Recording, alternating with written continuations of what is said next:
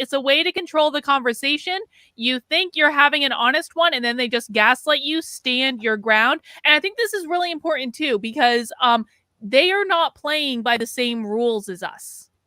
They're not.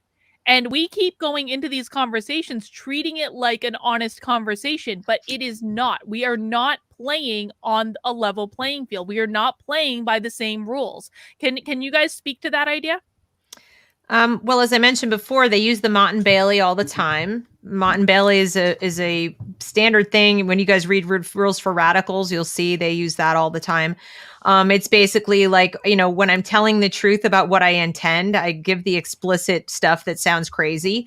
But then as soon as you call me on it or say, hey, wait a second, that's nuts, and you go, oh, no, you just really don't understand. And they're very careful with how they do it.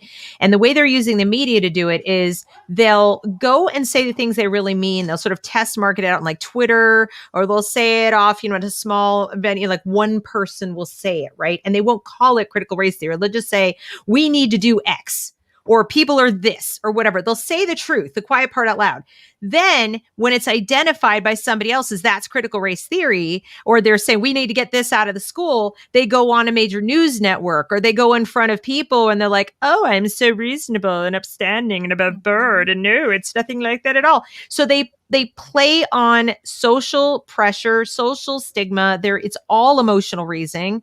And the reason it feels so dysregulating is that even the most rational person on planet Earth is still driven by emotion and wanting to fit in and not wanting to be an outlier. So by using these major news networks and the big, the big three, the big four, they create the impression that they're in the majority, that you're the outlier, not them, that they're reasonable and maybe there's something wrong with you. And it's gaslighting and it's abuse, and you need to just disregard.